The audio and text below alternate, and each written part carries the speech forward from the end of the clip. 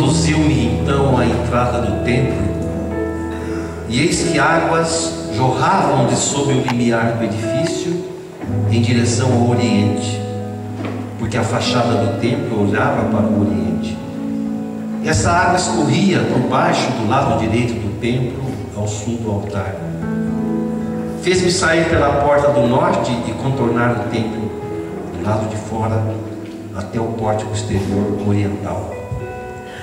Eu vi a água brotar do lado sul. O homem foi para o oriente com uma corda na mão, mediu 1000 côvados e a seguir fez-me passar na água, que me chegou até os tornozelos.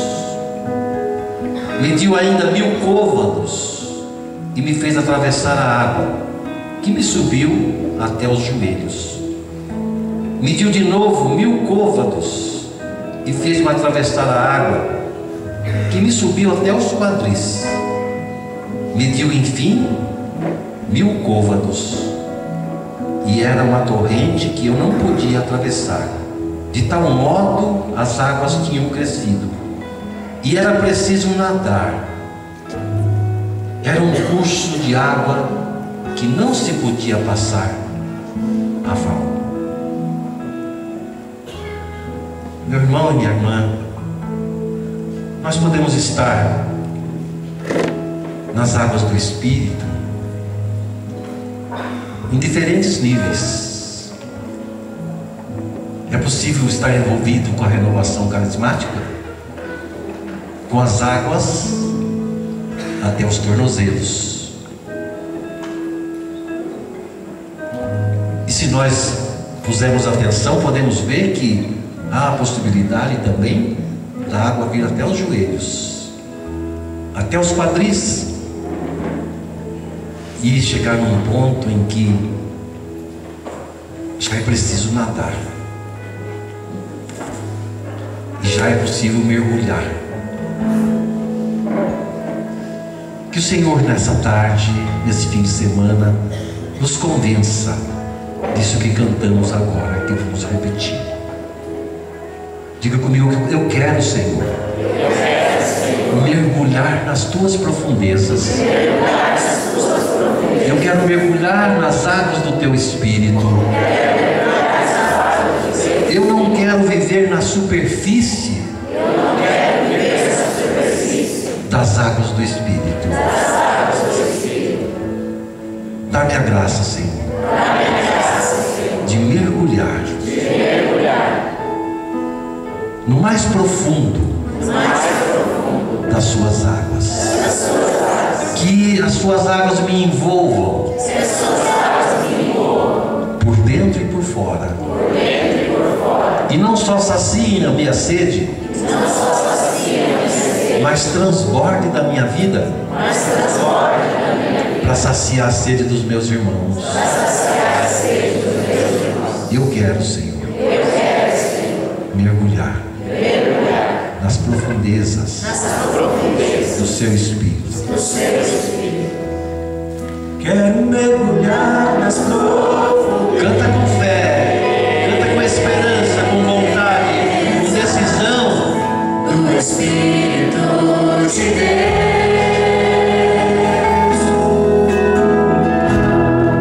e vê sobre suas riquezas.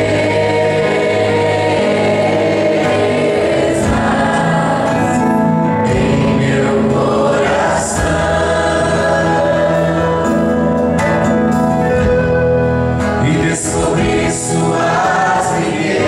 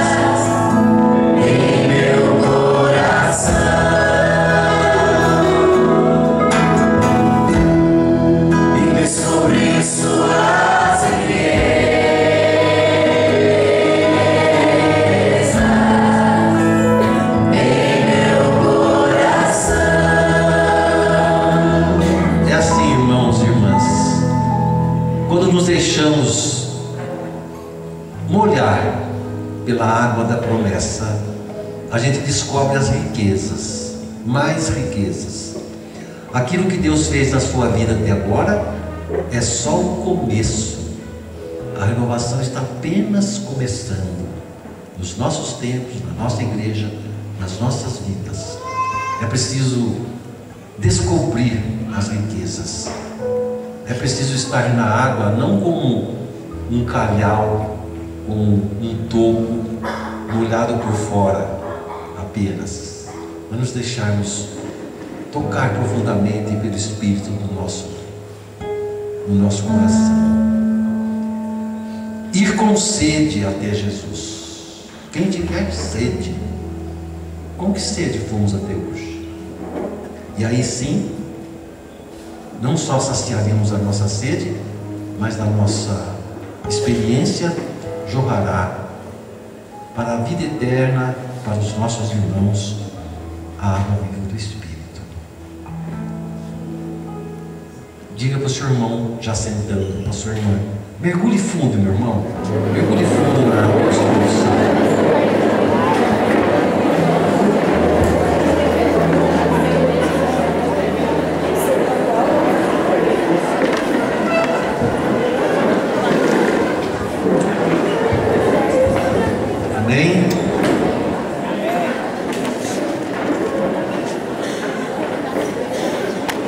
Louvarmos na nossa história e com isso aprofundarmos na experiência com o Espírito Santo, não é incharmos-nos de conhecimento a respeito de alguma coisa, mas sim experienciar da graça que Deus nos concede através do contato, através do entendimento da nossa identidade. É importante fazermos isso se nós quisermos crescer na graça do Espírito. É preciso renovar-se a cada dia para continuar sendo o mesmo aos olhos de Deus, ainda que com experiências diferentes a cada dia. Sabe que os nossos bispos reunidos em Aparecida disseram o seguinte, número 311 do documento: os novos movimentos, nós somos um, e comunidades, são um dom do Espírito Santo para a igreja. Neles os fiéis encontram a possibilidade de se formar cristamente, crescer e comprometer-se apostolicamente até ser verdadeiros discípulos missionários. Nos movimentos a gente encontra a possibilidade de se formar cristamente. Isso é muito importante, porque muitas vezes nós torcemos um pouco o nariz quando se fala de formação, né? Nós gostamos da adrenalina carismática, né? E os bispos reunidos disseram que aqui é um espaço privilegiado da gente se formar. E aí eles falavam mais o seguinte na continuidade: seria conveniente incentivar alguns movimentos que mostram hoje certo cansaço ou fraqueza e convidá-los a renovar o seu carisma original, que não deixa de enriquecer a diversidade com que o Espírito se manifesta e atua no povo cristão. O que os bispos estão dizendo? Se no seu movimento algumas pessoas têm falado assim: o meu movimento já não é a mesma coisa, o meu movimento já não é o mesmo de tantos anos atrás, já não estou vendo acontecer as coisas assim, assim, assado, já não está havendo tanto compromisso da parte de muitos servos no meu movimento, já não estou conseguindo fazer com que as pessoas se comprometam com isso, com aquilo, com aquilo. Se nós estamos com esse tipo de reclamação, os senhores bispos estão dizendo: seria conveniente incentivar esses grupos, esses movimentos, que mostram certo cansaço. Eles estão cansados, os líderes estão cansados, ou fraqueza, nos sentimos fracos, e convidá-los a renovar o seu carisma original, que não deixa de enriquecer a diversidade com que o Espírito se manifesta e atua no seu povo. Ou seja, o carisma original de cada movimento, identidade por excelência.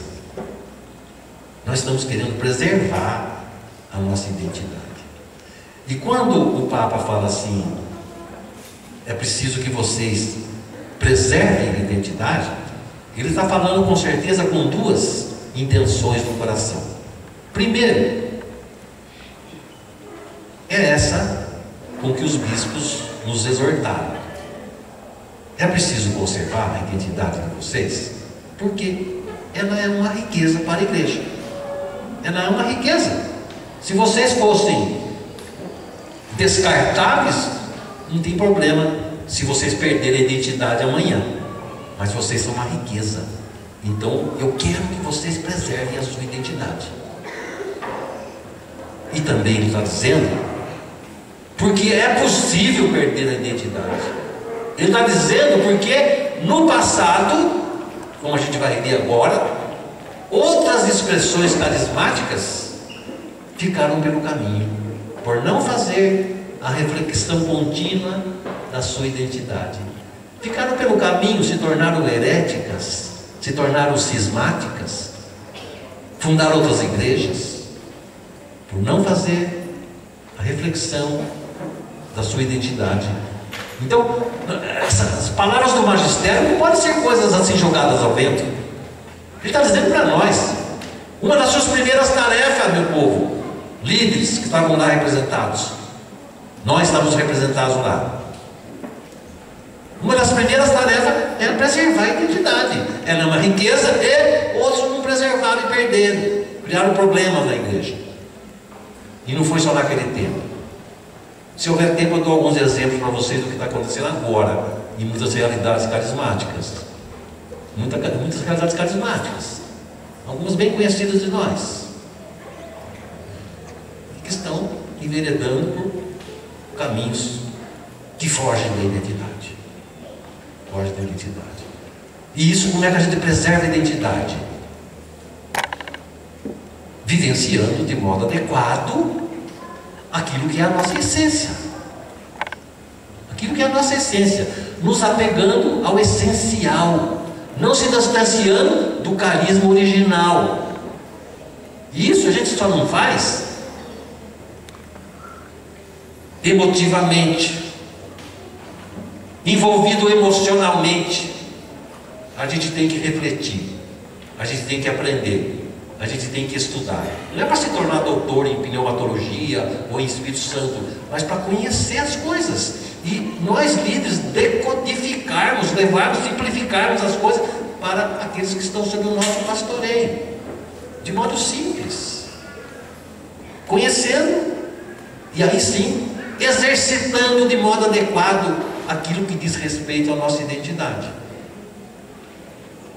Então, ele disse também para nós, 4 de abril, mesmo ano, veja só, uma das tarefas mais urgentes da igreja de hoje é a formação dos fiéis leigos. A formação dos fiéis leigos tem como objetivo fundamental a descoberta cada vez mais clara da própria vocação e a disponibilidade cada vez maior para vivê-la no cumprimento da própria missão.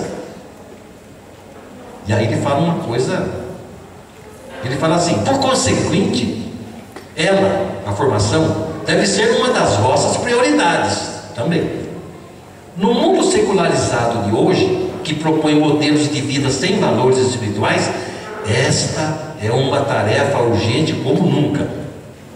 Aí ele dá um recadinho bem direto para nós, não está falando para outro movimento, está falando para nós. Ele diz assim: ó, a fé esmorece quando se limita ao costume, ao hábito, à experiência meramente emotiva. Sabe essa coisa gostosa da dinâmica carismática, da adrenalina carismática, do barulho carismático, das experiências carismáticas? Essa é a fé emotiva. A fé esmorece quando se limita ao costume, ao hábito ou à experiência meramente emotiva. Não está dizendo que é ruim, é boa. Eu também gosto da adrenalina carismática. Só que se a fé se basear apenas nela, ela vai esmorecer. Ela deve ser cultivada, ajudada a crescer, tanto a nível pessoal como comunitário. Aí ele diz assim: sei que a renovação se prodigaliza para responder a esta necessidade, procurando formas e modalidades sempre novas e mais adequadas às exigências do homem de hoje. Então, o que o Papa está dizendo, né? Sei que vocês fazem isso, procuram trazer novas formas de ensino, de aprendizado. Agradeço-vos quanto fazeis e peço-vos que persevereis no vosso empenho. É uma maneira dele puxar a orelha assim e falar assim: ora, não deixe de fazer isso. Não deixe de fazer isso. Eu sei que vocês fazem, é preciso fazer. Agradeço, mas não parem de fazer. Então, para entender num viés histórico um pouco mais da nossa identidade, né, a gente começou, para nós refletirmos sobre a história, nós começamos vendo a origem, a fonte da nossa história, né, que é o operar com o Espírito Santo. Vimos como ele operava no Antigo Testamento e como isso se modificou a partir de Pentecostes. A gente podia se fazer algumas perguntas antes. Por que Pentecostes? Por que precisava vir o Espírito Santo? Jesus não fez tudo o que tinha para fazer pela nossa salvação? Aí nós vimos que, se ficássemos só no que Jesus fez, a salvação não progrediria no tempo. Ela, em pouco tempo, seria esquecida pelas limitações que Jesus assumiu para nos salvar, para poder nos salvar. Ele assumiu essa situação de limitação para nos salvar. Só por isso. Diria outro jeito, teria se ferisse a nossa liberdade. Nós ofendemos, a nossa natureza precisava pagar o preço. Mas a nossa natureza não vale muita coisa. Ele assumiu a nossa natureza. Aí sim, a nossa natureza nele tinha valor para não aplacar a ira do Pai, mas para anular a ação do mal e do pecado que o nosso pecado fez. Por isso ele se limitou. Então precisava do Espírito Santo para dar continuidade à sua obra. Essa é uma pergunta, então. Por quê? Porque ele é necessário. Paulo VI escreveu um documento chamado Evangelii Nunciandi. Foi o primeiro grande estudo, primeira grande exortação apostólica sobre a evangelização. Não é sobre o Espírito Santo, mas aqui, o capítulo 75 disso aqui, ele trata do Espírito Santo. E ele começa dizendo, no número 75, nunca será possível haver evangelização sem a ação do Espírito Santo. Nunca será possível. Nunca. E aí fala umas outras coisas que a gente vai ver ainda. Ou seja, entendemos por que precisa do Espírito Santo. Agora poderíamos perguntar: por que Deus suscitou nesses tempos uma renovação carismática? A igreja passou séculos sem um tipo de coisa assim, com essa exuberância. A igreja passou séculos sem falar em carisma, profecia, cura, libertação. Passou séculos sem falar em batismo do Espírito Santo. Por que Deus suscitou agora? Então isso faz parte da nossa identidade. Então é bom que eu e você tenhamos clara consciência do papel que nos toca, da resposta a esse chamado que Deus fez. Deus não está chamando em vão. Ele tem um propósito em suscitar nesses tempos, agora, né, ainda jovenzinhos, vamos fazer 50 anos agora, suscitar um movimento com essas feições pentecostais, né? Então, é por isso que a gente estuda, é por isso que a gente reflete, para que a nossa prática seja estribada, alicerçada num conhecimento, sem ignorar aquilo para o que nós fomos chamados por Deus a fazer nesses tempos. Por quê? Então é importante nós entendermos alguns outros aspectos da história, né? Nós vimos a importância do Pentecostes e a importância do Espírito. Jesus deu uma catequese para nós. Era preciso que ele viesse. E se nós olharmos para o livro dos Atos dos Apóstolos, que é chamado de o Evangelho do Espírito Santo, a gente vai ver que vem Pentecostes, o que hoje para nós é Pentecostes. Há uma exuberância de manifestações do Espírito Santo, do poder do Espírito, e curas, e milagres, e libertações físicas e espirituais. E de repente, lá pelo finalzinho dos Atos dos Apóstolos, começa a haver uma arrefecência dessa manifestação, e os Atos dos Apóstolos termina quase que não falando mais do Espírito. Não mais. Depois nós entramos na era apostólica, e a era apostólica tem uma característica. A era pós-apostólica, apostólica é essa dos Atos, né? A era pós-apostólica tem uma característica: Jesus Cristo começa a ser atacado, Jesus Cristo começa a ser bombardeado por uma porção de heresias. Alguns diziam que ele não era Deus, não, era um homem muito inteligente e cheio de unção e tal, mas não era Deus, não. Outros diziam que ele era só Deus, era homem só na aparência, mas ele não assumiu a natureza humana, não, de fazer de conta que. Outros diziam Jesus Cristo era um modo de Deus ser, mas não nesse sentido que a gente fala de Deus é um só, mas tem três maneiras de existir. Eles diziam isso, é uma doutrina herética chamada modalismo, porque eles diziam que Deus era um só e era três só para nós, mas não existia enquanto três realidades. Ou seja, Deus ora se apresentava como Pai, ora Deus se apresentava como Filho, e ora Deus se apresentava como Espírito Santo. Assim como o Clark Kent e o Superman, né? O Clark Kent tirava a roupa e virava Superman. Então, não, eles coexistem. Eles não são três para nós só, eles convivem em três realidades e se manifestam inclusive em três realidades e concomitantemente ao mesmo tempo. Por exemplo, no batismo de Jesus, Jesus está lá na água, é o Filho, ouve-se uma voz do céu dizendo: este é o meu Filho muito amado, em quem eu ponho as minhas complacências. E o Espírito, que não tem uma forma, se manifesta numa forma corpórea de uma pomba, que o Escritor Sagrado registra como sendo o Espírito Santo. Também na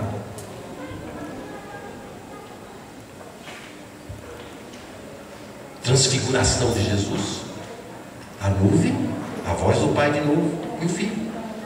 Então Deus não é um modo de ser cada uma das pessoas. Bom, havia uma porção de heresias a respeito de Jesus Cristo. O que a igreja faz? A igreja se debruça sobre a pessoa de Jesus Cristo e vai desenvolver aquilo que nós conhecemos hoje como cristologia, e faz um trabalho magnífico. Tudo que nós sabemos praticamente a respeito de Jesus Cristo como verdade de fé vem desse período. Grandes pensadores, padres, né, da patrística, padres dos primeiros séculos, vão se debruçar e defender a pessoa de Jesus Cristo, que estava sendo atacada. Então nasce a cristologia, os estudos profundos sobre Jesus Cristo. Mas não fizeram um correspondente estudo sobre a pessoa do Espírito Santo. Errou a igreja de então? Não. Fizeram o que estava precisando ser feito. Jesus Cristo estava sendo atacado, não era o Espírito Santo. O Espírito Santo tinha uma heresia lá contra ele, macedonianismo, e Distribuir?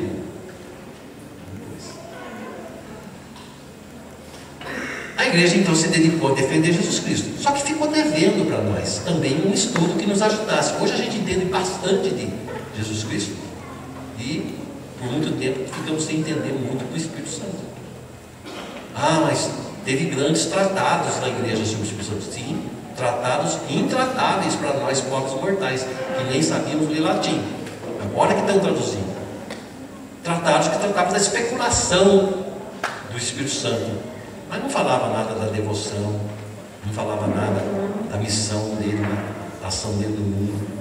Não, era uma reflexão altamente teológica para a natureza do Espírito Santo. Então nós ficamos assim um pouco órfãos de uma reflexão que nos ajudasse a continuar entendendo mais o Espírito Santo. Você presta, por exemplo, atenção no credo. Credo, você começa dizendo tudo o que é possível dizer de Deus Pai.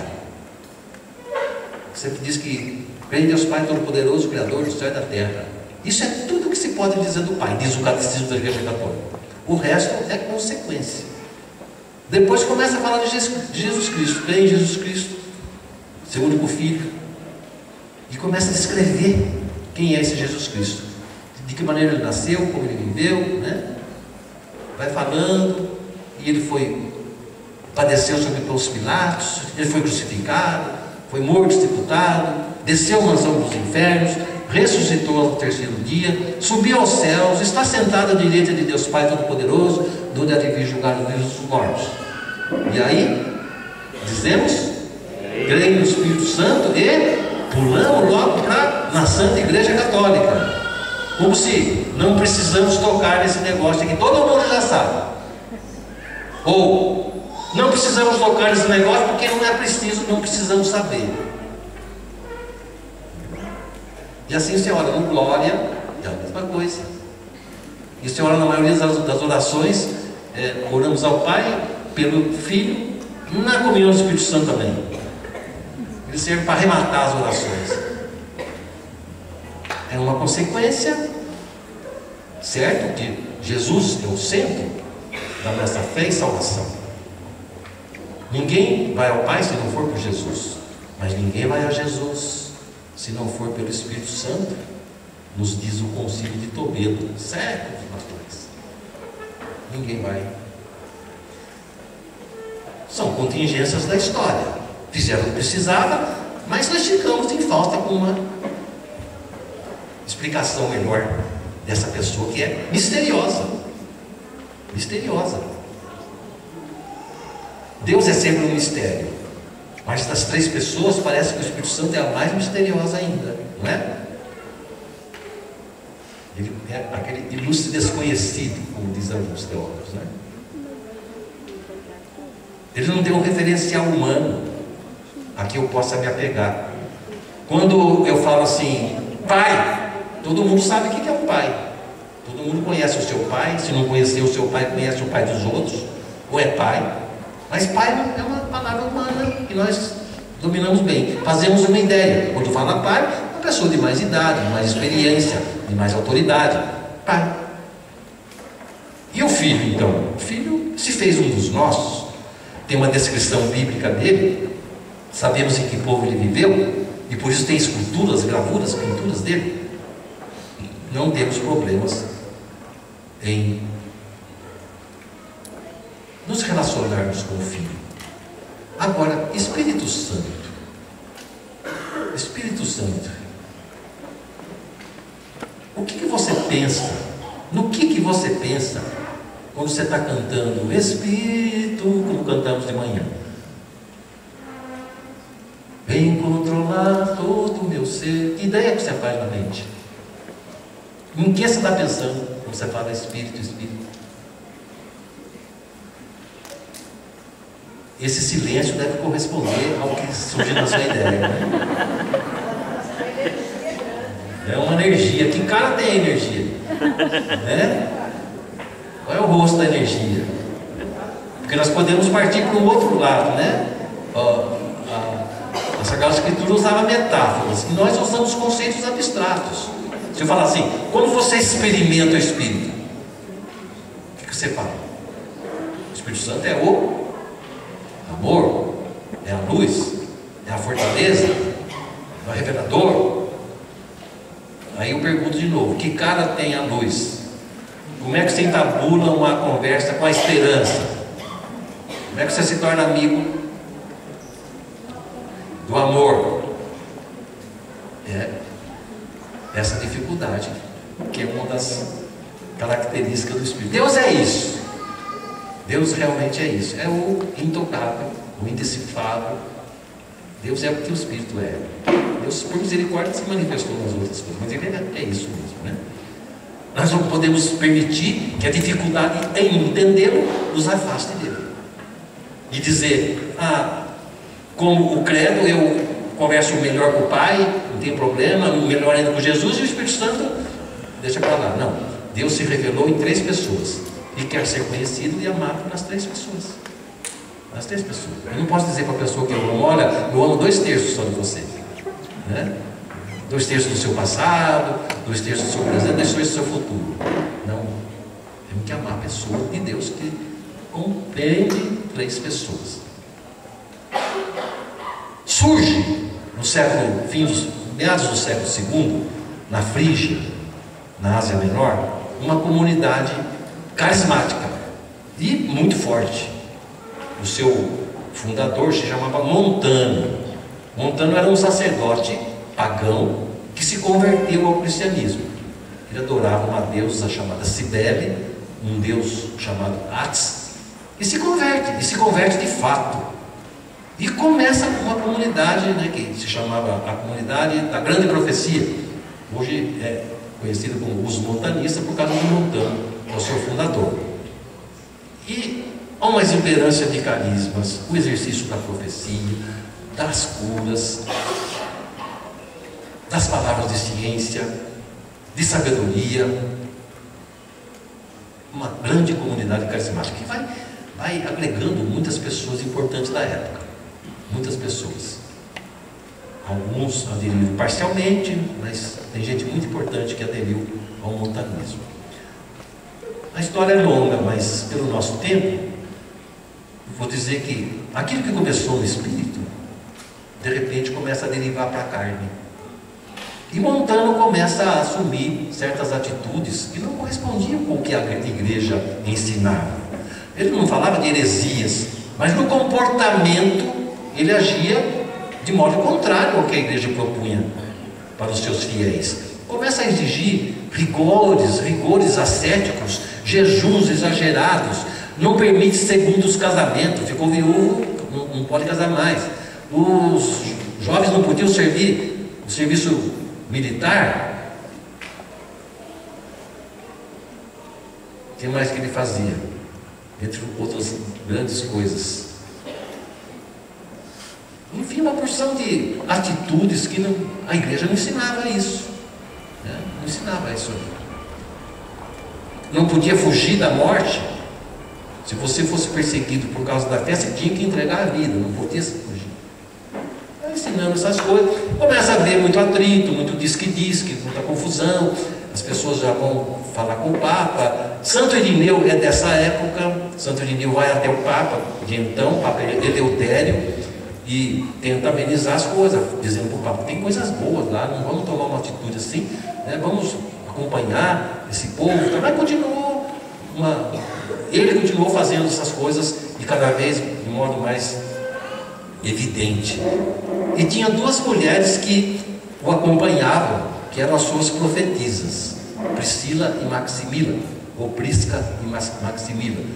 E elas começaram a fazer umas previsões de que ia acontecer um novo Pentecostes, um novo derramamento, que ia descer o Espírito num local determinado, né, em Papusa, e quando isso acontecer, ia acontecer quando uma delas morresse, e aí ia começar uma era nova do Espírito Santo, e dava a entender até que Montano seria quem ia reencarnar esse papel do Espírito Santo.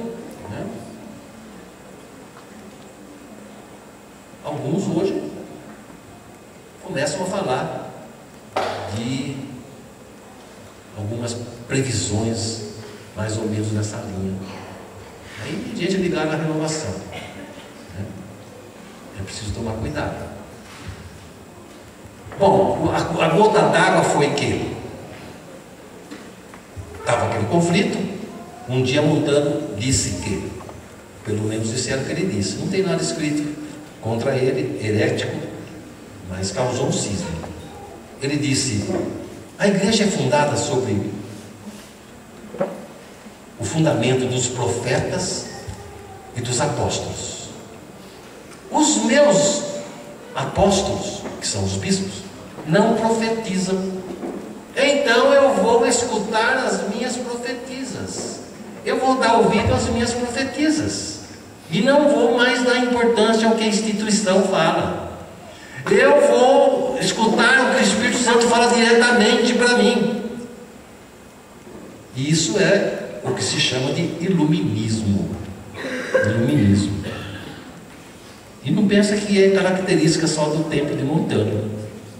Hoje no nosso meio tem gente assim. O Espírito falou comigo e eu quero fazer assim, né? Eu quero assumir tal coisa, eu quero fazer e fundar isso e começar uma coisa. Não, mas escuta, irmão, já tem isso aqui, a igreja já tem. Não, mas o Espírito falou comigo, eu quero fazer. Vai, bate o pé porque o Espírito falou com ele. Então em São Paulo, agora há pouco tempo, um seminarista carismático, pregador, ministério de pregação, começou a falar umas coisas assim também, começou a ser cerceado. Conclusão: fundou uma igreja lá na marginal do Tietê, São Paulo, um salãozão grande lá, uma igreja carismática, não sei das quantas lá, faz de tudo, está lá. Nós temos uma grande comunidade em Pouso Alegre, vocês conhecem a comunidade do Tatá. Eu já viram falar do Tatá? Quem já conhece o Tatá? Os mais novos como eu conheço. Tatá foi o que organizava os nossos congressos lá em Aparecida por muito tempo. E a comunidade, ele é coordenador da Diocese de Pouso Alegre, inclusive, e essa comunidade muito importante. Tem um padre que acompanhou a comunidade, conheci pessoalmente, quase todo Pentecostes eu prego lá, e por 12 anos acompanhou essa comunidade. Nesse ano agora, passar fim do ano, até eu tinha uma pregação com ele no norte de Minas, com o Tatá, ele não pôde ir por causa dessa confusão. Esse padre se indispôs lá com o bispo, por causa de algumas outras questões pessoais, de conclusão, fundou uma igreja. Padre carismático. Então nós não estamos falando de é preciso preservar a identidade. É preciso preservar a identidade. Em comunhão com a igreja. Em obediência ao Papa, aos bispos. Quando Montano diz isso, então ocorre um cisma. Quando ele diz: não quero saber da hierarquia, da instituição, vou fazer por minha conta as coisas, gerou o cisma e ele se separou da igreja. Então, a partir daí, meus irmãos, nasce o nosso problema. O nosso problema. Sabe quando você fala assim: por que a igreja resistiu tanto para nos aceitar? Por que até hoje não aceita? Uma das causas está aí. Através do século seguinte, surgiram muitas outras expressões carismáticas. Nós não somos os primeiros, como vocês estão vendo aí.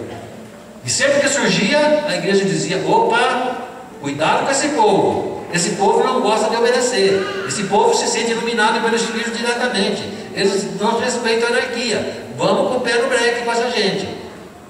E aí, comunidades que poderiam ter legítimas realidades foram cerceadas. Assim foi com donatismo, messalianismo, Joaquim de Fiore e seus seguidores, priscilianismo, todas as expressões carismáticas que surgiram. Algumas com propostas heréticas mesmo, outras que poderiam ter coisas boas. Mas a igreja, não. Quando nós surgimos, nós vamos um pouquinho já, alguns falaram: opa, Cuidado com essa gente. Essa gente não gosta da hierarquia e atualmente costumam se dividir. Então, é uma das causas pelas quais nos resistem. Duas dificuldades, né? Cristologia, muito boa, mas que não nos contemplou como coisas, institutos sobre o Espírito, e montando agora uma grande comunidade carismática, bonita, efervescente, que deu o que deu, e que complicou a nossa vida. Um terceiro ponto, aí pelo século IV vem Agostinho, grande Agostinho, escreveu coisas belíssimas sobre o Espírito Santo. Nós vamos ver algumas amanhã para fundamentar aquilo que é a essência nossa, para fundamentar o nosso batismo do Espírito Santo. Agostinho escreveu e especulou a respeito da natureza do Espírito Santo no seio da Santíssima Trindade. Então, sobre a natureza do Espírito, a personalidade do Espírito na natureza. É uma especulação escolástica que, para mim e você, tem importância porque os outros decodificam, mas nós não ajuda. O que ele fez essa reflexão da natureza, mas não fez uma reflexão sobre a pessoa e a missão do Espírito na história. Não fez. E o que gera culto, o que gera devoção, é o estudo sobre a pessoa e sobre a missão. A especulação da natureza não gera isso. É um entendimento teológico importantíssimo. Nós bebemos daquilo até hoje. E ele escreveu outras coisas lindas sobre o Espírito, mas não nos ajudou também na devoção, no culto à pessoa do Espírito. Ficou devendo. Esse é o propósito. Tinha grandes tratados. Tinha, como eu falo, não para o povo. Não para o povo de Deus. A igreja do Oriente era uma igreja que se importava muito com o Espírito, mais do que nós. Era uma igreja mais icônica. Eles tinham uma iconografia do Espírito muito intensa. Eles representavam o Espírito em muitas coisas. E eles cultuavam mais, eram mais festivos em relação ao Espírito Santo. E a gente bebia da teologia deles sobre o Espírito Santo. Era próprio daquela cultura oriental. E nós então bebíamos daqueles teólogos. Mas em 1054, até por uma questão do próprio Espírito Santo, mas também por uma questão de poder espiritual entre Roma e Constantinopla, a igreja do Oriente se separa da igreja do Ocidente. Se separam mutuamente, uma excomunga a outra, e as duas têm sucessão apostólica, que é mais séria. Depois Paulo VI, graças a Deus, durante o concílio, vai até Atenágoras, que era o metropolita da ocasião, pede perdão, rasga a bula, beija os pés dele, e depois o metropolita faz a mesma coisa com a bula nossa. Quer dizer que nós não estamos comungados mais também. Mas aquela teologia que nós bebíamos, que nos ajudava, de repente ficou a teologia dos ortodoxos. Então a gente não mexe nela. Então a gente não consulta ela. E nós que respirávamos com o pulmão do Oriente em relação ao Espírito, ficamos órfãos de um lado. Mais um problema. E assim, irmãos e irmãs, durante a história vão acontecendo coisas que vão nos afastando do Espírito Santo na devoção. Quando a igreja se separa do Oriente, o que acontece? Ela começa a se romanizar. É aí que ela começa a se romanizar. E os romanos são institucionais. Os romanos são pragmáticos por natureza. É lá que nasceu o Senado, formas de governo, foi lá. E a igreja se romaniza, deixa de lado Constantinopla e fica romana. E com isso fica o quê? Menos dependente do Espírito Santo, confiando mais no seu poder, confiando mais nos seus mecanismos, na sua inteligência, no dinheiro, porque tinha muito nessa época. Os reis, os príncipes ajudavam muito a igreja. Havia fortunas Conta-se até que Francisco, por essa ocasião, né, no tempo dele, o Papa era Inocêncio III. Vocês conhecem a história de Francisco, a família, né, abastada, não queria que ele seguisse aquele caminho radical de pobreza, e pede para o Papa conversar com ele, uma audiência, que era amigo de família, tudo, e o Papa Inocêncio III recebe Francisco, uma audiência, conversa bastante com ele, e fala: quero te mostrar uma coisa, desce com ele aos porões do Vaticano e mostra lá as riquezas, as doações dos reis, tal, que naquele tempo tinha. Hoje, bobagem falar: o Vaticano tem dinheiro. Hoje ele tem despesa, ele toma conta do patrimônio que é da humanidade. Vende um Rafael lá para os pobres, nem é nosso. A gente tem gasto hoje na igreja, mas naquele tempo tinha. E a Inocêncio III mostra todas as riquezas em espécie, né, joias, e fala para ele: olha, meu filho, nós já não podemos mais dizer como Pedro e João, não tem ouro nem prata. E aí Francisco diz para ele: verdade, santidade, mas também nós não podemos mais dizer levanta-te e anda. Crescemos no poder econômico, humano, mas perdemos o poder espiritual. Sério, né? E a igreja foi se tornando assim, menos dependente. Eu posso, eu construo, eu guerreio, eu tenho dinheiro, eu faço. E o Espírito foi sendo assim. Não é que nós deixamos de cultuá-lo, não, nós prosseguimos dizendo: eu creio no Espírito Santo.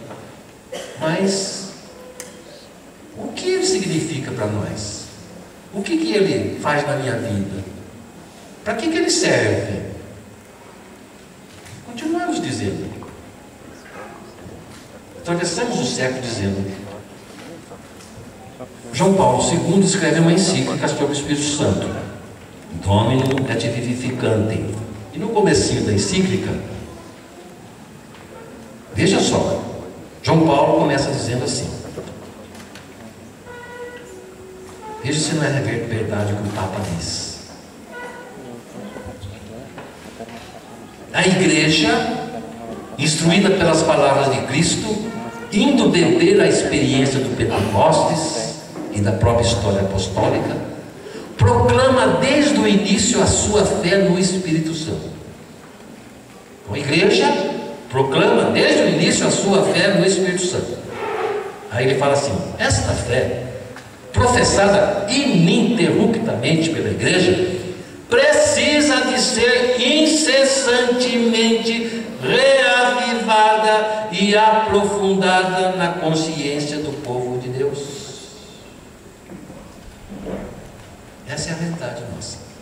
O Papa, na encíclica sobre o Espírito Santo, diz: a igreja professa desde sempre a sua fé no Espírito Santo. Sim, todo domingo pelo menos nós dizemos: creio no Espírito Santo, creio no Espírito Santo, creio no Espírito Santo. Agora o Papa está dizendo: essa fé professada ininterruptamente como um papagaio todo domingo que vocês fazem, precisa de ser incessantemente, sem parar, reavivada, precisa criar vida. Não é um conceito doutrinário, um dado teológico para se proclamar. Tem que gerar vida em nós. Essa fé precisa ser reavivada. E quero mergulhar nas profundezas e aprofundada na consciência do povo de Deus. Nós não estamos perdendo tempo aqui especulando sobre alguma coisa desnecessária. Ele está dizendo que é ininterruptamente que nós temos que fazer o que estamos fazendo aqui. Ininterruptamente. Se quisermos agir de acordo com o que o Espírito tem para nós. É o Papa dizendo. É o Papa. Então, por séculos, nós somos assim, como por diversos fatores, contingências, nos afastando um pouco da devoção, e isso foi aumentando, e não fomos dando atenção, não haviam escritos populares. 50 anos para trás, ninguém aqui conhece mais do que meia dúzia de cantos do Espírito Santo. Ninguém conheceu de um prêmio, né? Não tem, só tem alguns cantos gregorianos, um hino do século IX. Não tem, 50 anos atrás. Não tinha livros populares. Poucas referências na liturgia, inclusive a ele. Essa é a realidade que o Papa está dizendo aqui. É preciso aprofundar e reavivar, tornar-se vivo essa realidade, tornar-se vivo esse conceito doutrinário. Então, o Espírito não estava dormindo na igreja nesses séculos em que nós nos afastamos dele. Nós é que estávamos pouco despertos para eles. O Espírito não parou de agir porque nós não o reconhecíamos adequadamente. Só que quando eu não tenho consciência do que ele pode fazer, ele tem dificuldade em agir na minha vida, porque ele não atropela a minha liberdade, nem a minha personalidade. Não age sem que eu dê licença. E se eu não sei o que esperar dele, como é que eu dou licença? Me ensinaram que a ação dele ia de A a G, eu espero de A a G. Hoje, vamos ver daqui a pouquinho, ele age no espectro todo. Então eu posso aspirar por mais. Ampliou-se a minha fé expectante. E é isso que precisa. É isso que nós precisamos. Conhecer para ampliar a nossa visão e nos abrirmos mais ao Espírito Santo. Nos abrirmos mais ao Espírito Santo. Essa situação chegou até aí mais ou menos no final do século XIX, com o Espírito Santo sendo um ilustre desconhecido. Aí alguém reclamou dessa situação. Quem reclamou dessa situação? Quem foi que reclamou? Não escutei direito. Beata Helena Guerra. Então, irmãos e irmãs, olha aqui. Isso aqui não é um ostensório, não é um relicário. Aqui está uma parte do corpo da Beata Helena Guerra, lá de Lucca, da Itália. É uma relíquia de primeiro grau, né, oficial. E a Igreja do Oriente nos ensina que onde está presente uma parte do corpo de um santo, de um beato, é como se tivéssemos a presença da própria pessoa. E pela comunhão dos santos, a gente pode contar com a intercessão dessa pessoa. Então nós temos nessa tarde no nosso meio a presença da Beata Helena Guerra. Vamos para ela.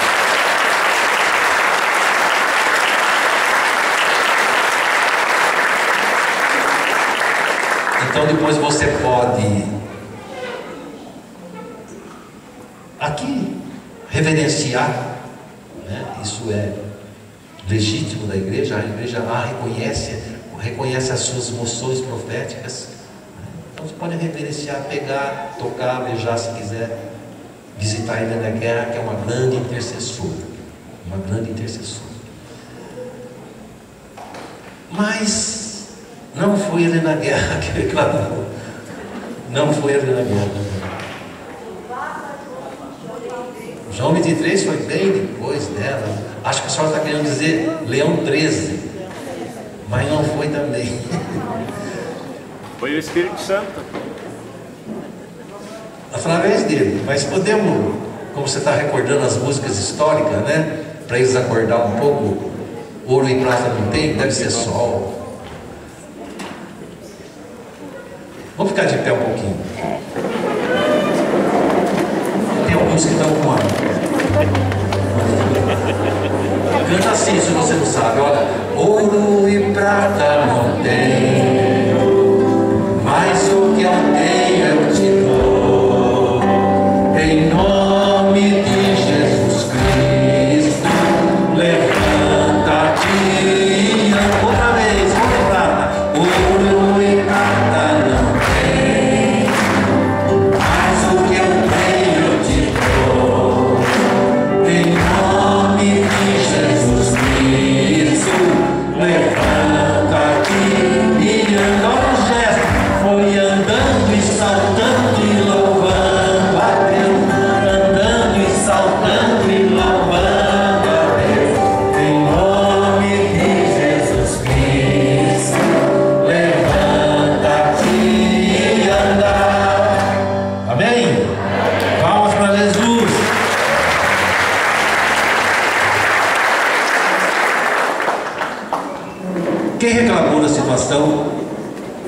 Pode sentar. Agora ela levanta e anda. Agora senta, escuta.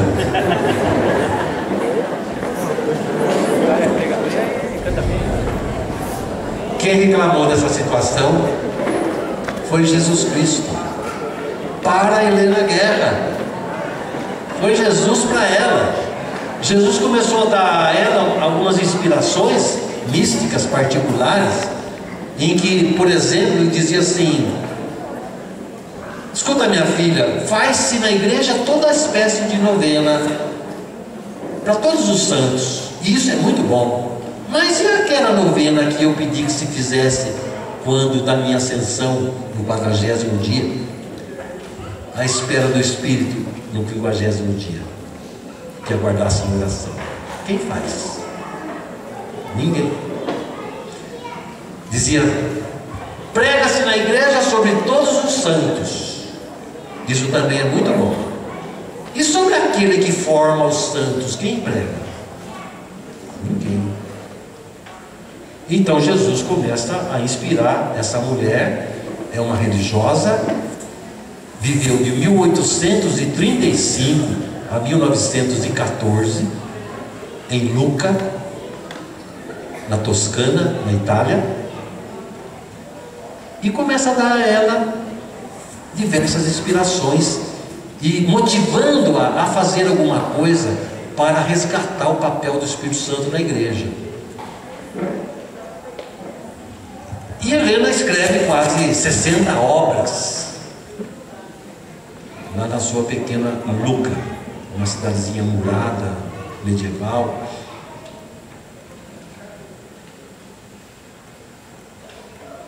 Mas ela pensava assim: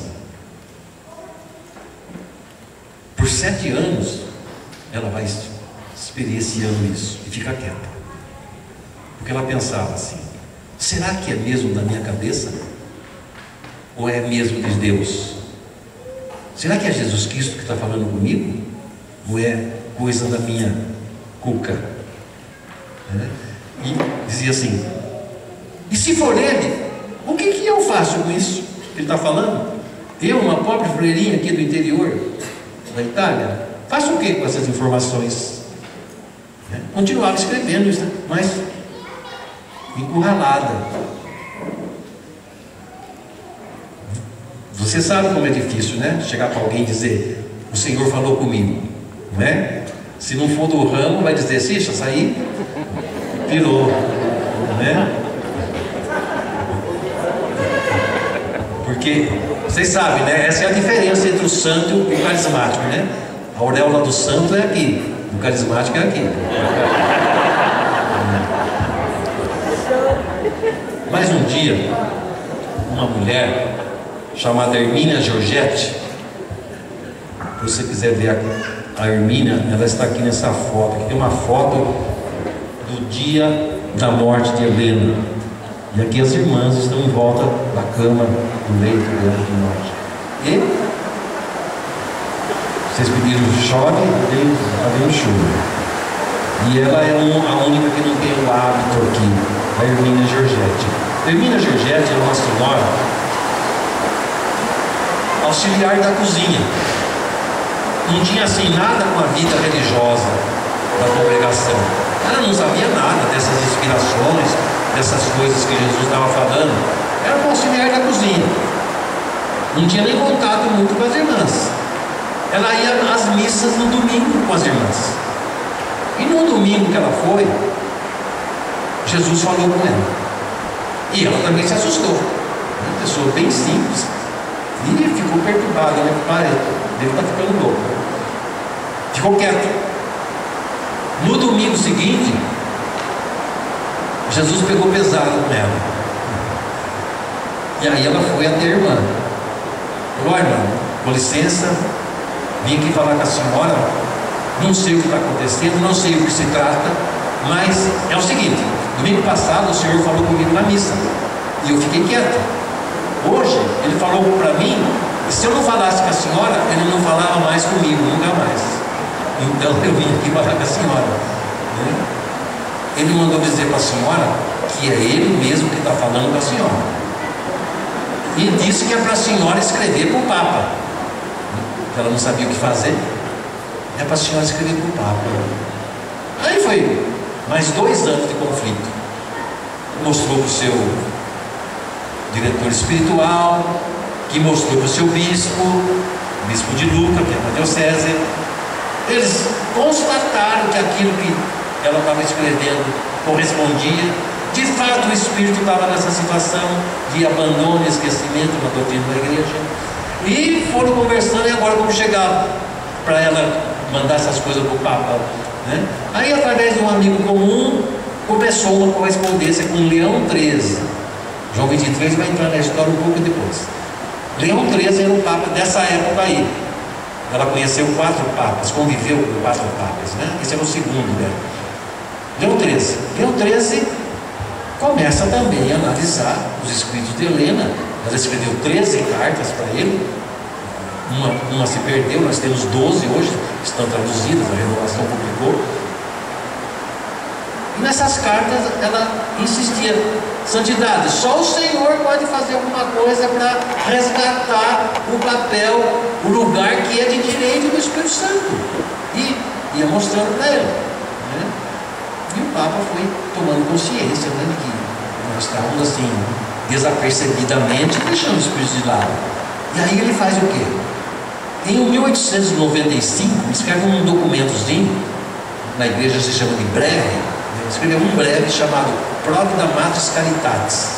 E nesse breve, o Papa pede aos bispos do mundo inteiro que celebrem uma novena por ocasião da festa de Pentecostes.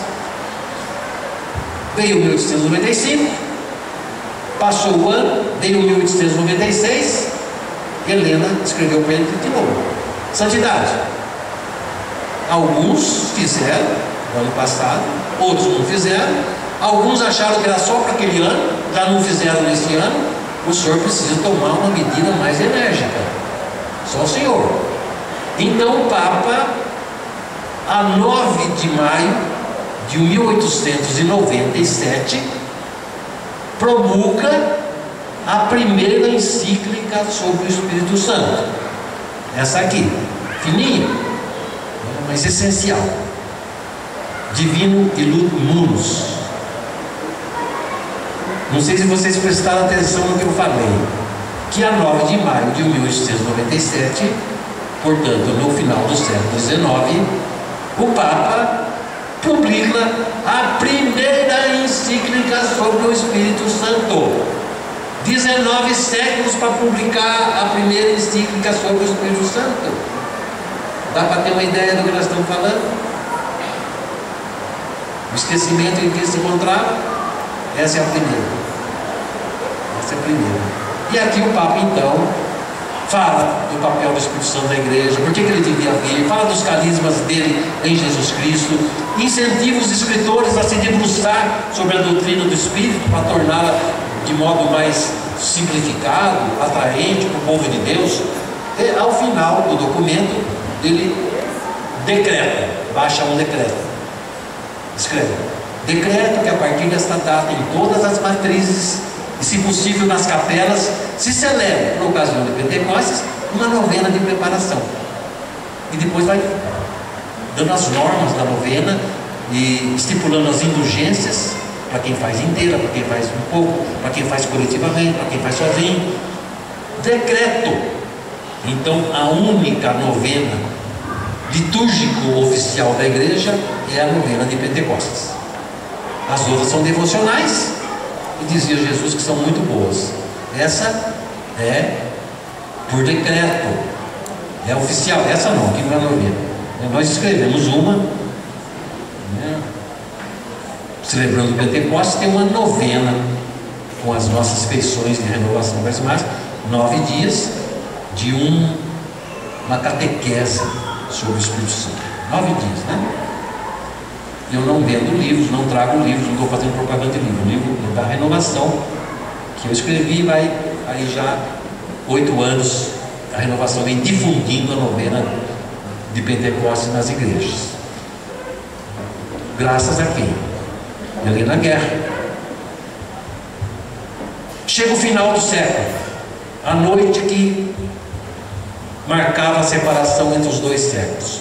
A partir do Vaticano, Leão XIII celebra a missa de ação de graças pelo fim do século e começo do novo, e ele reza a ladainha do Espírito Santo, que foi ele que escreveu, animado por Helena, e ele entoa em nome de toda a igreja o cântico Veni Creator Spiritus, que é um cântico do século IX.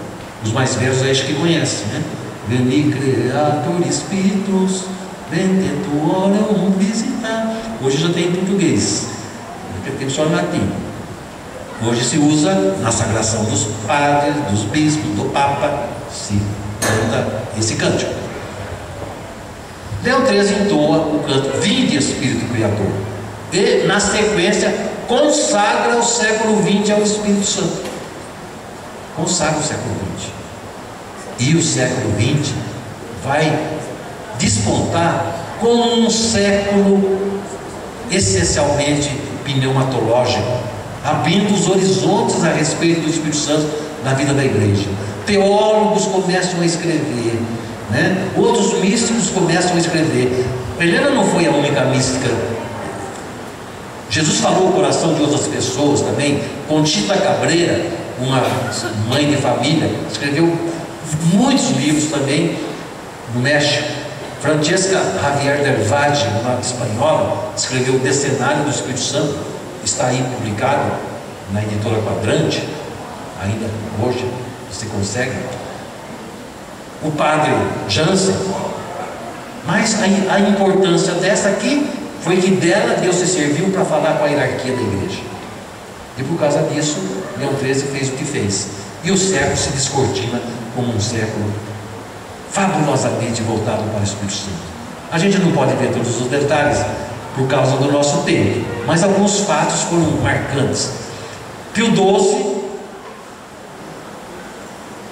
Helena morre em 1914, Leão XIII morreu em 1903,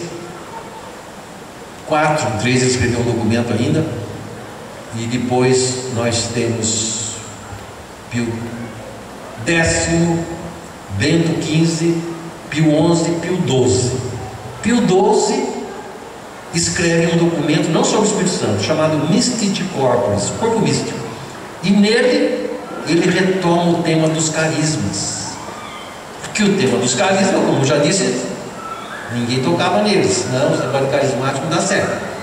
Agora Pio XII, nesse documento, em diversos pontos, fala dos carismas, mostrando assim que necessariamente não precisava haver incompatibilidade entre instituição e carisma, que eles eram essenciais na vida da igreja também. Mas ele morre em 58. Assume, agora sim entra na história, João 23, outubro de 58. 6 meses depois de assumir, 26 de abril de 59, João 23 faz a sua primeira beatificação. Quem que ele beatificou? Helena Guerra.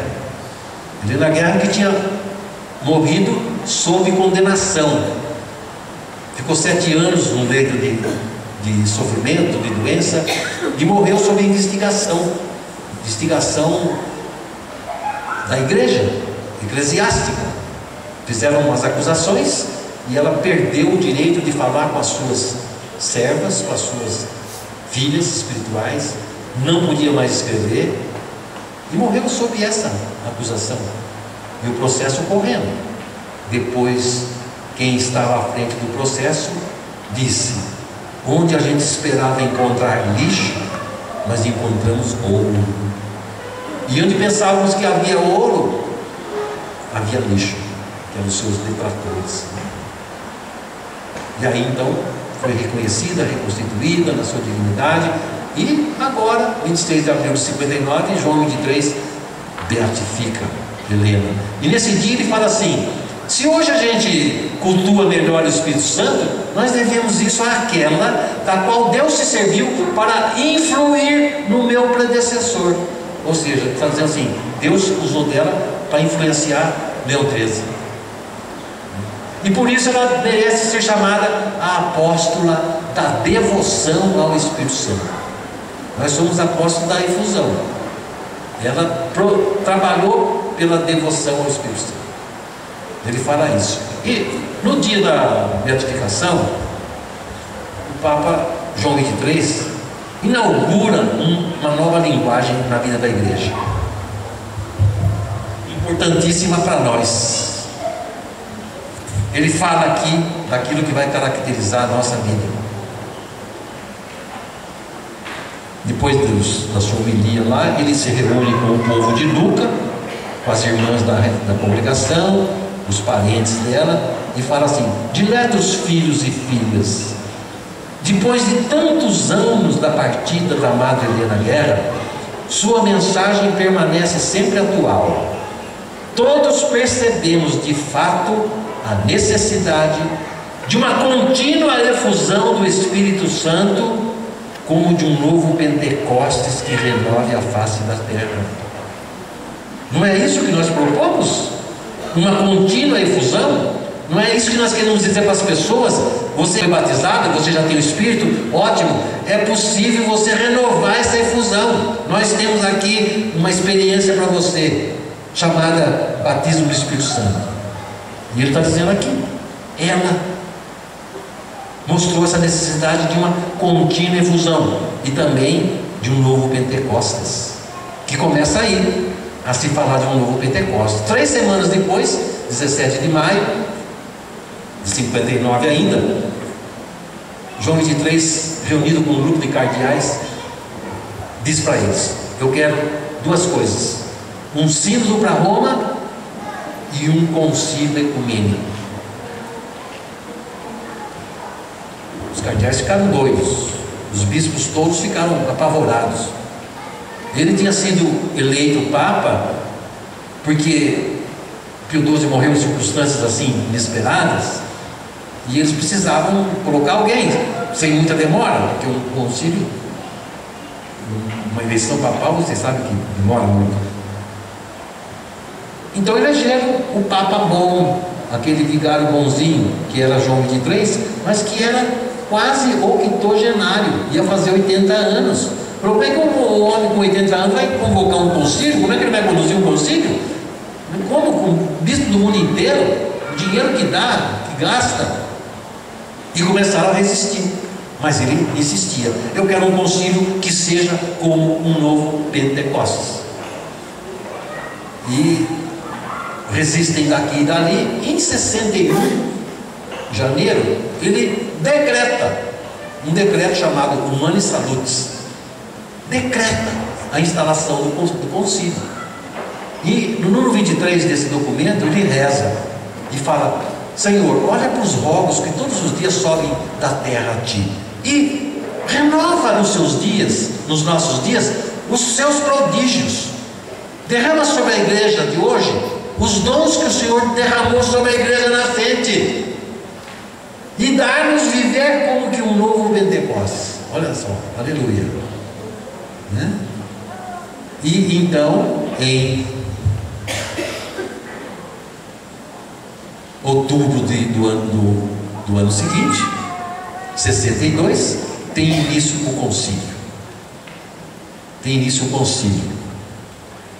Deixa eu ver aqui daqui a hora que a gente vai, porque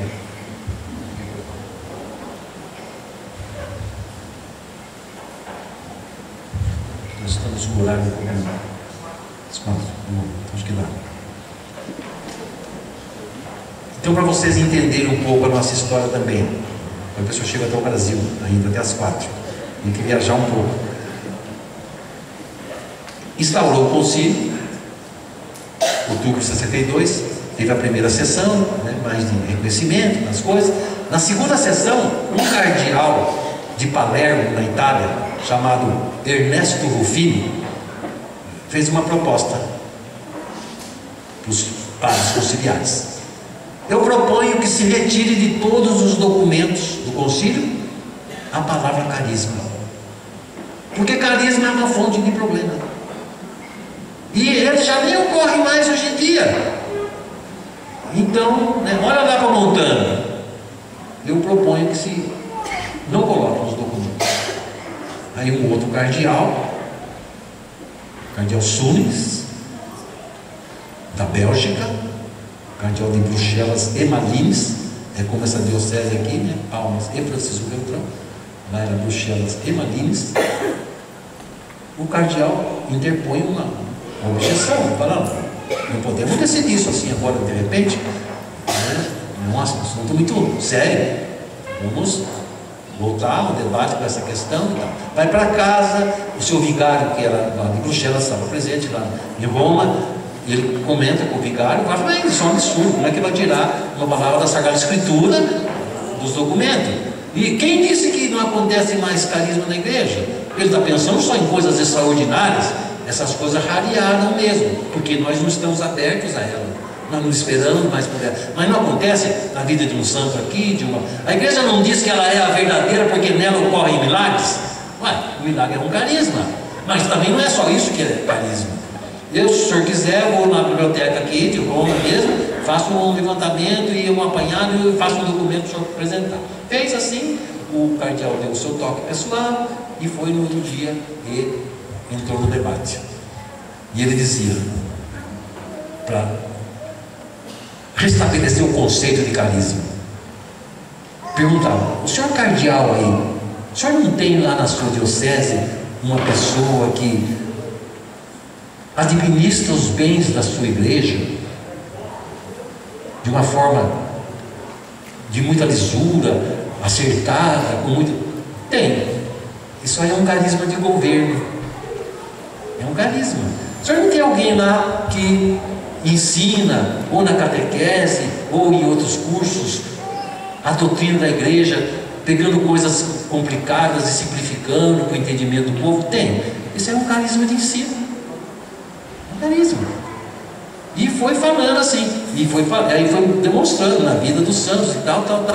Para resumir, aí a palavra carisma entrou nos documentos de forma magnífica. Quando a gente escutava o concílio, né? Nós que somos mais novos aqui, escutávamos pelas ondas curtas. Tinha um padre de Itapetininga, o padre Paulo Lisboa, que dava as notícias, né, do concílio. E aí, quando eu escutei essa história do Ernesto Rufino, falei: mas que cara antipático, né? Propor uma coisa dessa. e não tinha revelação carismática ainda. Mas hoje eu louvo a Deus pela vida dele. Se ele não tivesse levantado a questão, carisma teria entrado nos documentos assim como uma palavra qualquer, como a gente fala hoje: a presidente é carismática, um tipo sociológico de conceito. Mas porque ele levantou a questão, o concílio tratou de explicar. E em 5 textos, de 4 documentos especialmente, deram a fundamentação daquilo que viria a ser a renovação carismática católica. 4 documentos que vocês precisam conhecer e ler, né? Lumen Gentium, é o documento Luz dos Povos sobre a Igreja, números 4 e 12. Presbyterorum Ordinis, importantíssimo, sobre a vida dos presbíteros, número 9, que fala que os presbíteros têm que reconhecer e incentivar os carismas dos leigos, né? O Apostólica Actuositatem, que é sobre nós, leigos, no número 3, vai dizer que nós temos o dever de evangelizar. E para isso o Espírito Santo concede carismas especiais para nós. Dons especiais chamados carismas para nós. E o texto vai embora. E a de Gênesis, número 4, sobre a missão aos povos, que no número 4 fala: os carismas nunca tiveram ausentes da vida da igreja. Contradisse lá o nosso irmão cardeal de Palermo, né? Então vejam a nossa situação. Já ali há uma resistência, né? Sem a gente existir ainda. Em 63, na vigília de Pentecostes, morre João 23. Assume Paulo VI, que vai escrever coisas lindas sobre o Espírito Santo, como a gente vai ter a oportunidade de ver ainda. Coisas lindas. O concílio vai fazer 258 referências ao Espírito Santo, coisa nunca vista na vida dos concílios, nunca vista. E agora entendo a sequência, né? O concílio, Paulo VI leva o concílio até 8 de dezembro de 65. Então vocês percebam o arco histórico que nós estamos fazendo, né? Vindo lá do Antigo Testamento, para Pentecostes, os primeiros séculos, o que aconteceu no século XIX, agora estamos no nosso século XX, vizinho nosso aqui, e agora estamos falando de datas sequenciais: beatificação de Helena, instalação do concílio, fim do concílio, 8 de dezembro de 65. Agosto de 66, um grupo de cursilistas, dirigentes de cursilhos, se reúne o grupo para tratar das suas questões pastorais e começa uma reclamação geral de insatisfação com os rumos que estava tomando a igreja de pós-concílio, imediato, com um discurso meramente social, sem espiritualidade. Estavam desanimados e eram todos dirigentes de cursinho, professores de universidade, professores de teologia moral, de história eclesiástica, que estavam ali. Muitos deles de 3 universidades ali que atuavam de modo católico. Alguém fala: eu li um livro que fala de um poder novo, um poder diferente agora da atuação do Espírito nesses tempos. Um outro fala: eu li, dá um nome, é a Cruz e o Punhal, do David Wilkerson, um pastor a princípio batista. Tive a graça de conhecê-lo. Ele morreu num acidente 2 anos atrás de carro.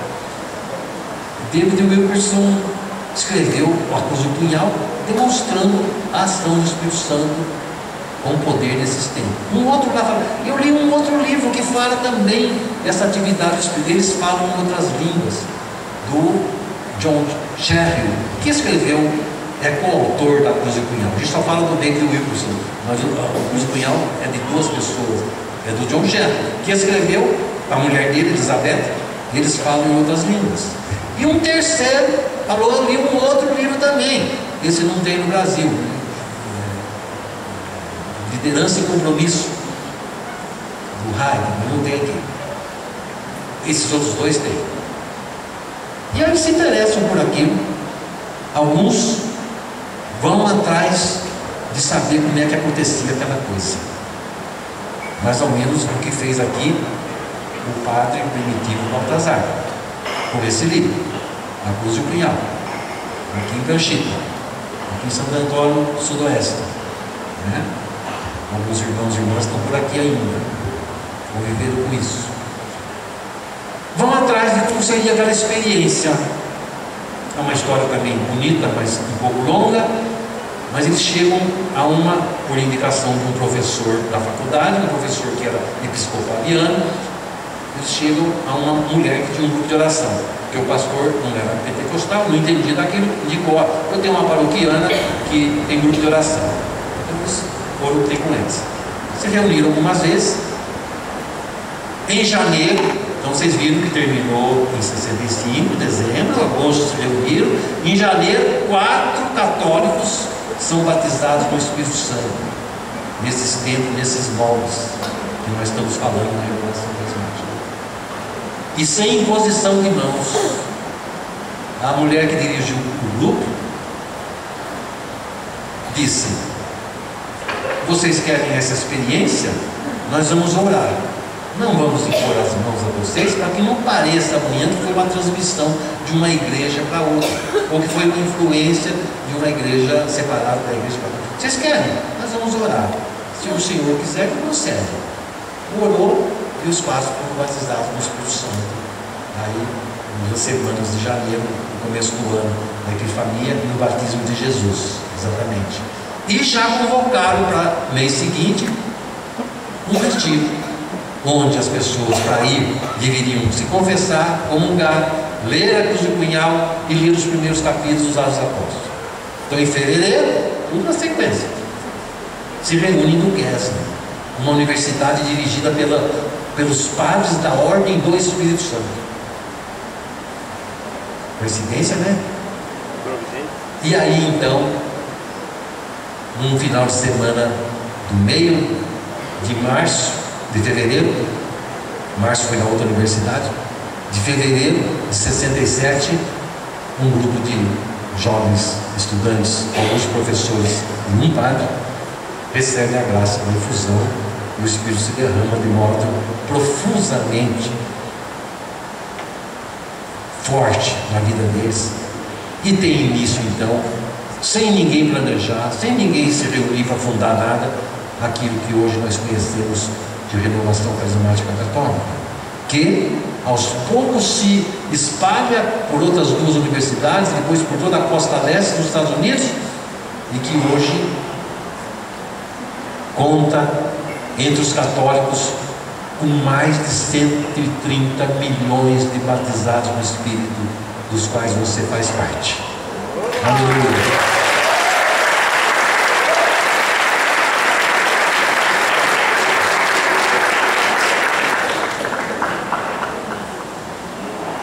Estão dando um pouco de um salto na história, só para que vocês tenham um pouco de consciência.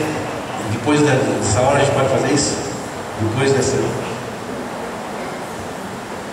das 4 horas a gente pode passar isso aí? Não passa? Você dá tempo? Passar? Só para.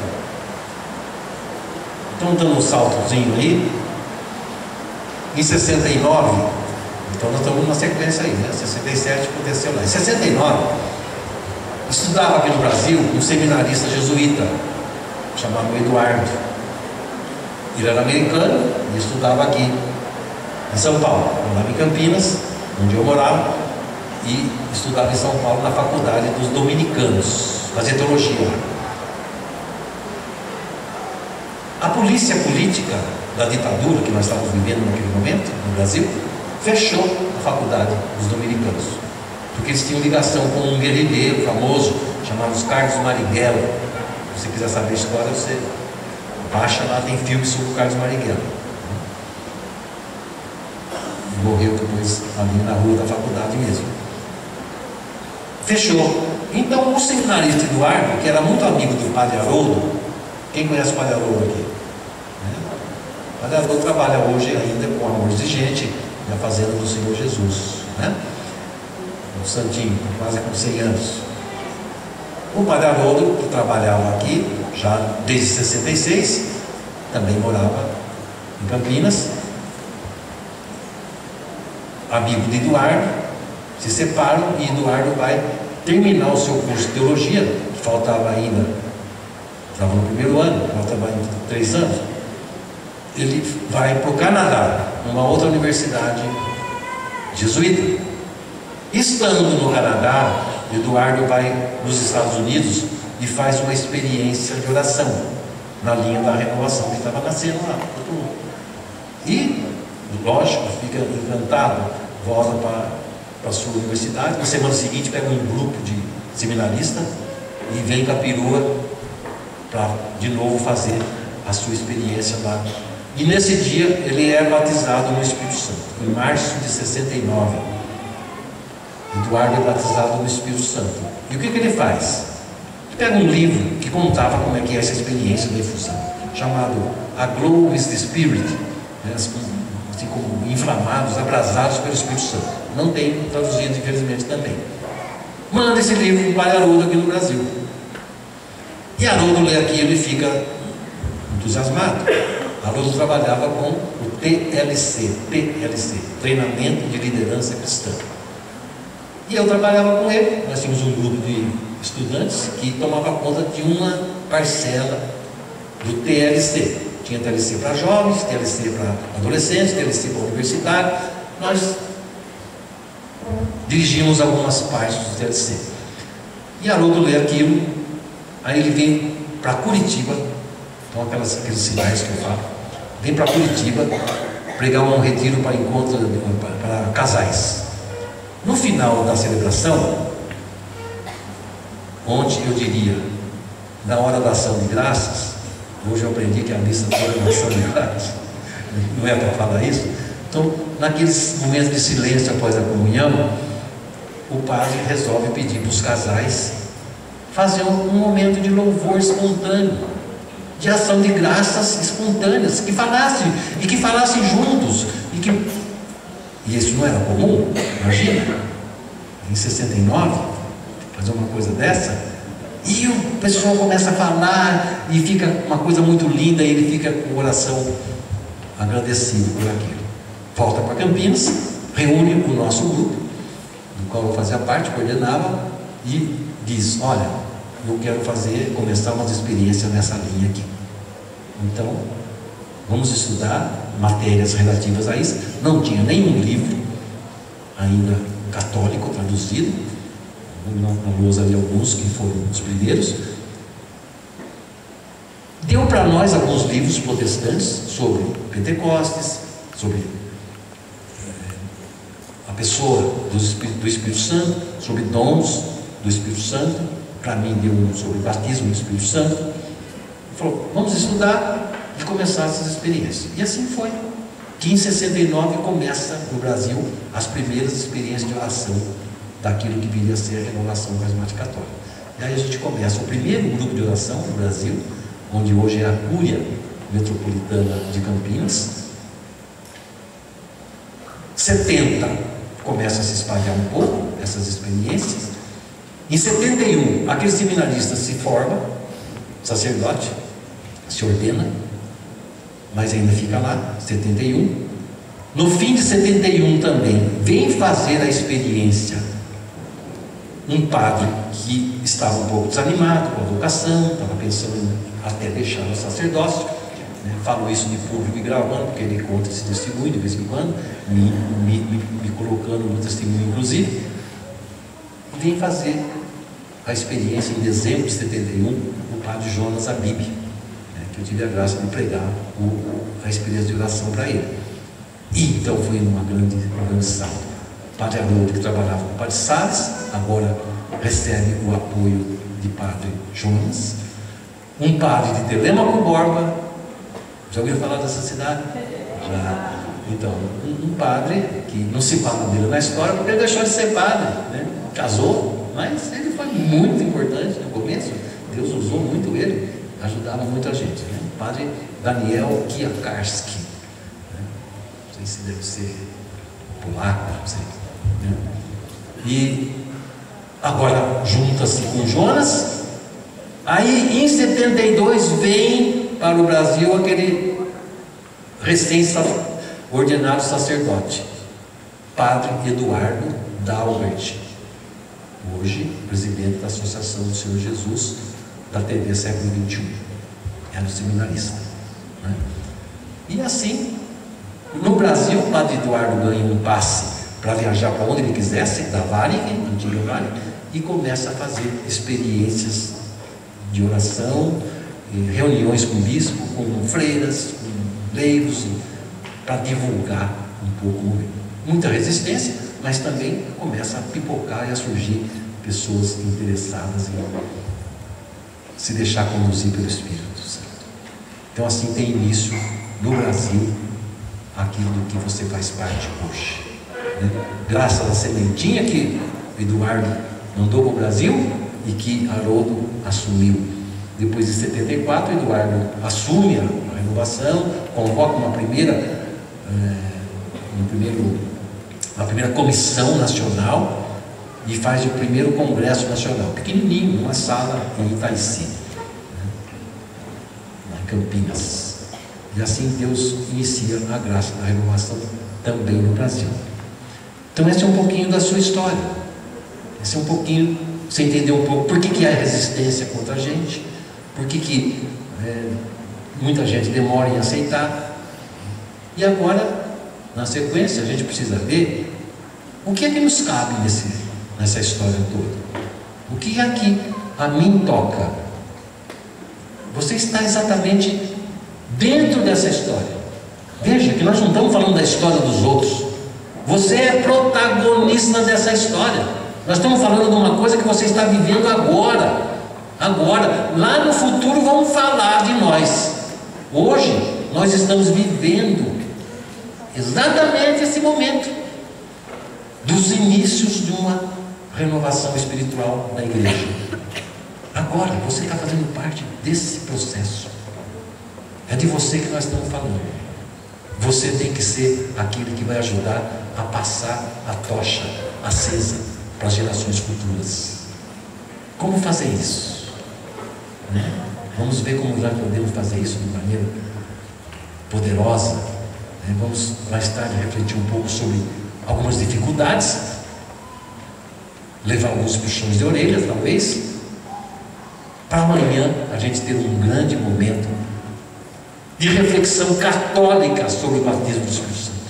Uma abordagem católica, para tirar tudo quanto é picuinha da cabeça de resistência que a gente, muita gente tem, e depois orarmos por efusão por cada um de nós. Amém? Amém. Jesus merece uma grande salva de palmas.